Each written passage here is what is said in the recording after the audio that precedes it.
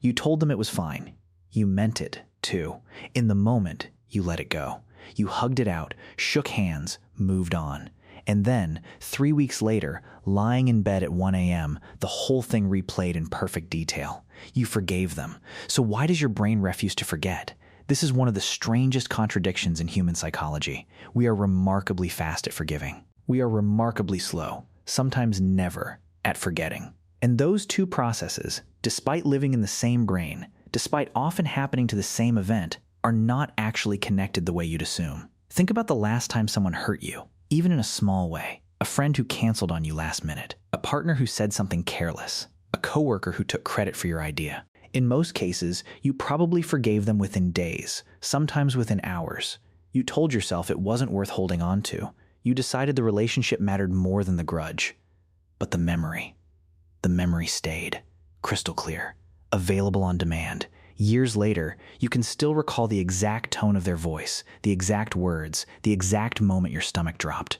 Forgiveness happened. Forgetting did not.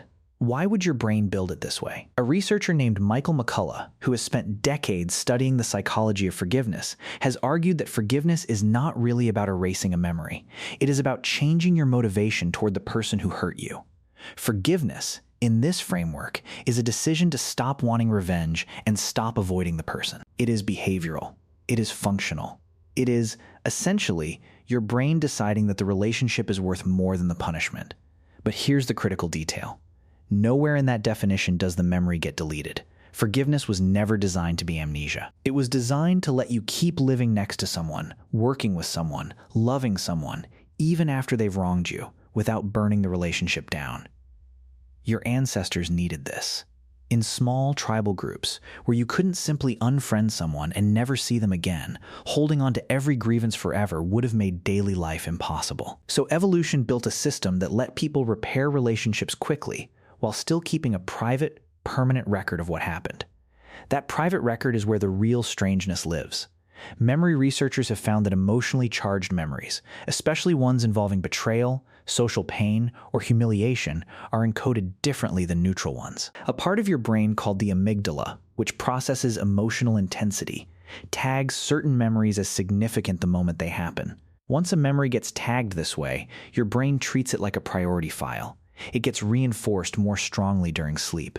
It gets recalled more vividly. It resists fading the way ordinary memories do. This is why you can forget what you had for lunch on a random Tuesday 3 years ago, but you can replay, in exact detail, the time someone humiliated you in front of a group when you were 14. Your brain didn't choose to keep that memory out of spite. It kept it because, biologically, social threats once meant survival threats. Knowing who hurt you, and exactly how, used to be critical information for staying safe in your social group.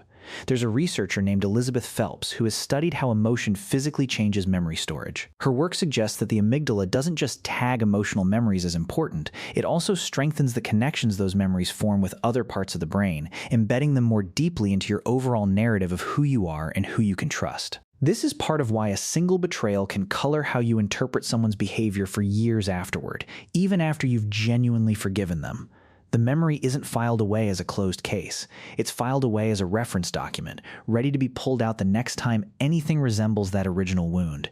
This explains something that confuses a lot of people about their own relationships. You can forgive your parent for something they said when you were a teenager, build a warm relationship with them as an adult, and still flinch internally when they use a certain tone of voice. The forgiveness was real. The flinch is also real. They are not contradictions. They are two completely different systems in your brain, operating on two completely different timelines. Forgiveness is a decision made consciously, often quickly, often for practical reasons. Forgetting, when it happens at all, is a slow erosion that takes years, and for the most emotionally charged memories, sometimes never finishes at all. You can forgive someone in an afternoon. Your nervous system might still be holding onto the data 30 years later. There's a darker side to this asymmetry worth sitting with. If your brain refuses to fully forget social pain, then every act of forgiveness you've ever offered someone has been, in a sense, a conscious choice to override what your memory is still quietly telling you. This is part of why forgiveness can feel so exhausting, even when it's the right decision. You are not erasing a threat. You are choosing, again and again, to act as though the threat doesn't define the relationship anymore, while a part of your brain keeps the original file open, just in case. Researchers studying close relationships have found something that supports this. Couples in long, healthy marriages don't typically report having no memory of past conflicts. They report having vivid memories of past conflicts, paired with a strong, separate commitment to not letting those memories control the present. The forgetting never fully happens. What changes is the weight the memory is allowed to carry.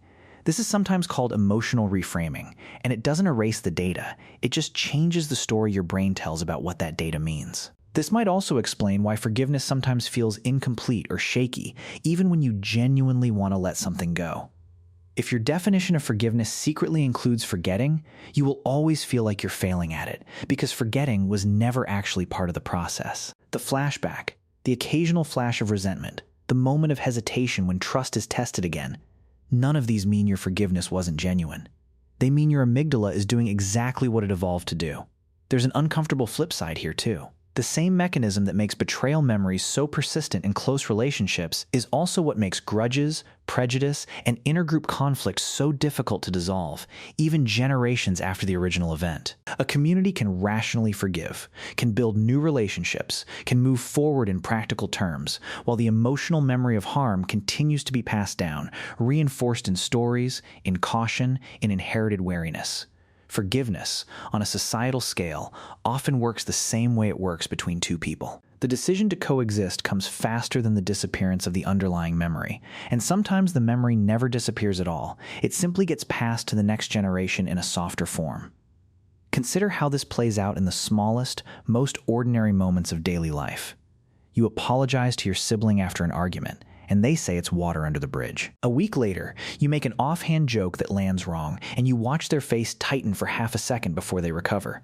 That half second is the old file opening, checking, and closing again. It happens too fast for either of you to name it. It happens anyway. Psychologists who study trust repair have found that broken trust, once rebuilt, behaves differently than trust that was never broken.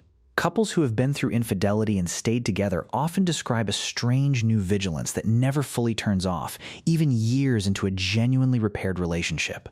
The forgiveness was complete. The underlying wariness simply became a permanent low hum in the background, occasionally rising to the surface and then settling again. This isn't a sign that the forgiveness failed. It's a sign that the brain, once burned, keeps a small portion of its attention permanently assigned to that specific kind of fire. There's also a reason this asymmetry might actually be useful, rather than something to merely tolerate. A brain that forgot painful betrayals completely would also forget the warning signs that preceded them. The tone of voice right before the lie. The pattern of behavior right before the disappearance. If forgetting were total, you would have no early warning system left to protect yourself the next time something similar started to happen. The very mechanism that makes forgiveness feel incomplete is the same mechanism quietly working to keep you safer in your next relationship, your next friendship, your next negotiation. The discomfort is, in a strange way, doing its job. This is also why people who have been hurt repeatedly, especially early in life, often describe forgiveness as something they have to do over and over, rather than something that happens once and stays finished. Each time an old wound gets even slightly activated, by a tone, a phrase, a posture that resembles the original harm, the decision to stay, to trust, to not retaliate, has to be remade. This isn't a personal failing or a sign of being stuck. It's simply what it looks like when a fast, flexible forgiveness system is layered on top of a slow, stubborn memory system that was never built to update quickly. This raises a question worth asking yourself honestly. How many of your current reactions to people are not really about them, but about an old, unforgotten file your brain has quietly kept open since someone else, years ago, did something similar?